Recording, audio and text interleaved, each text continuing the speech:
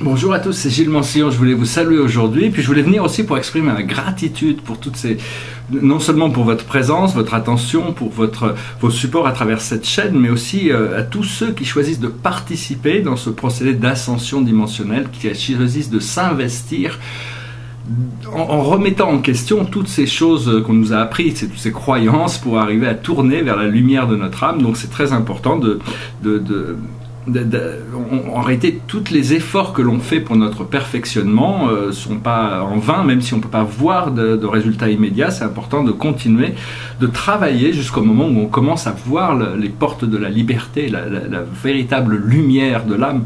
Et donc vraiment c'est très difficile, parce que bon, c'est pas facile, quoi. Disons il faut arriver à équilibrer sa vie matérielle tout en sachant que bon, arriver à savoir que tout est une extension, une expérience qui nous est donnée, tout en sachant que la source n'est pas une expérience, c'est ce qui était avant l'origine et après la destinée. C'est quelque chose qui est autre qu'une expérience, même si notre expérience de Dieu, de la source, de la spiritualité passe à travers une expérience pour nous, puisqu'on est obligé de passer par une expérience pour arriver à communiquer avec cette dimension. Donc voilà, je ne vais pas le faire trop long, je voulais aussi dire aujourd'hui il y a une pleine lune, une nouvelle lune en Sagittaire, donc c'est quelque chose de très puissant. Le Sagittaire, c'est nos concepts philosophiques, nos lois, nos idéaux, la compréhension de l'esprit mental supérieur. Le Sagittaire, c'est le grand centre Chiron. Moi, je l'ai toujours appelé Chiron parce que depuis des années, je communique avec mon maître guide qui vit là-bas et on communique en anglais, donc on a toujours appelé ça Chiron, mais bon, on appelle en français Chiron. Je m'en excuse pour les puristes du français de l'appeler Chiron. C'est Chiron, c'est un grand centaure, c'est le seul centaure qui était immortel au départ, c'est celui qui est représenté dans le Sagittaire, c'est celui qui possédait la connaissance et qui était le préparateur, l'initiateur de tous les grands héros. Dès qu'il y avait des héros à préparer, on les envoyait à Chiron. C'est aussi l'une des plus belles voitures du monde qui a été nommée la Bugatti Chiron, qui était une des plus belles, plus luxueuses, plus rapides voitures du monde, une voiture française.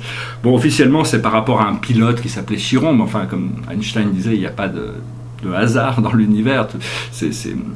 Cette attribution de ce nom est quand même assez important, parce que bon, même si les gens qui achètent ces voitures-là n'ont aucune idée de l'astrologie, Chiron, cette planète est en réalité une planète très très avancée spirituellement, qui bouge très très vite, c'est-à-dire elle passe à l'extérieur de l'orbite d'Uranus et elle vient chercher l'intérieur de l'orbite de Saturne, et tout ça beaucoup plus rapidement que ces deux grosses planètes, donc c'est toujours une conscience hyper active, très très très très active, très rapide, mais très intégrée et très très calme aussi.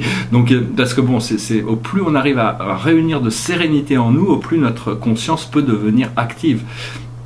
C'est-à-dire il faut arriver à harmoniser. Si on est toujours dans l'agitation, comme dans le monde terrestre, on est toujours agité par des pensées, par des énergies, on n'arrive pas à trouver la sérénité, le point d'immobilité, la permanence. Et donc il faut arriver à reconnecter, savoir que ce point existe et que c'est vraiment dans le silence, en calmant notre esprit, qu'on arrive à communiquer, à trouver des ancrages, des connexions, des informations dans ce procédé. Voilà, donc je vais tirer quelques cartes quand même. Je voulais peut-être... pour lire pour la journée, on va peut-être tirer quelques cartes.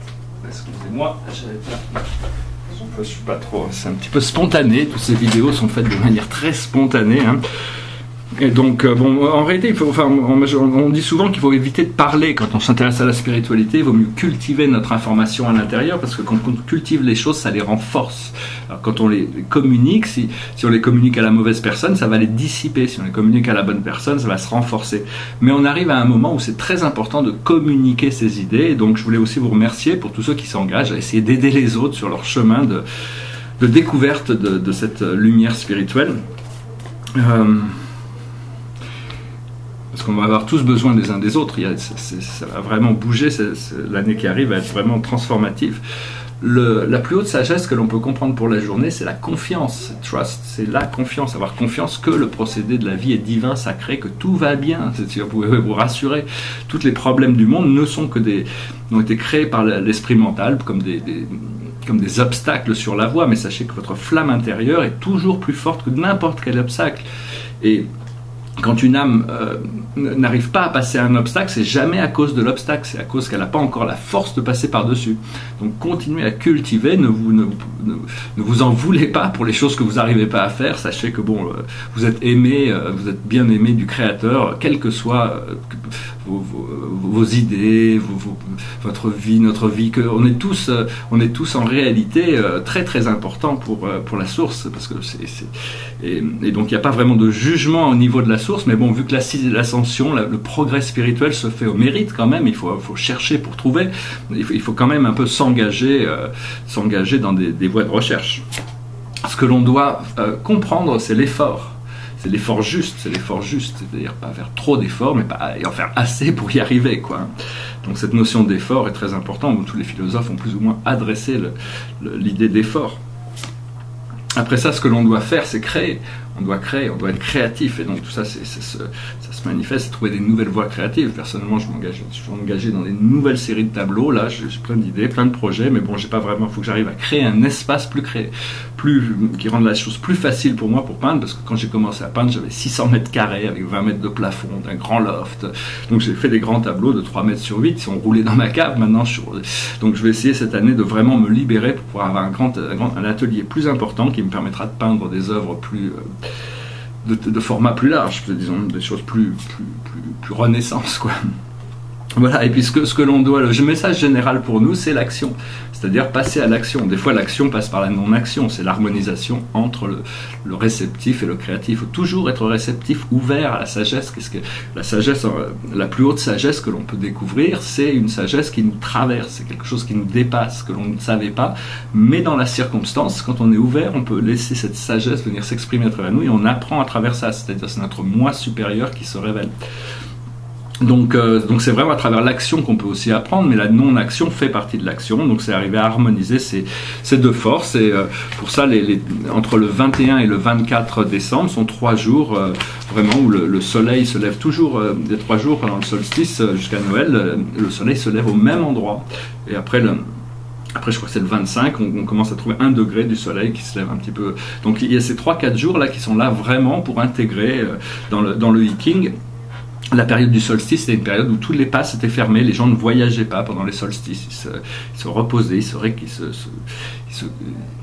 se renforçaient, disons. Bon, donc il faut essayer d'utiliser cette période pour soi-même, pour trouver puis faire des choses qui sont agréables aussi. Ça peut être des choses qui vous plaisent, quoi, pour vous sentir bien, et essayer de faire des choses qui vous apportent plus d'énergie qu'elles ne vous en prennent.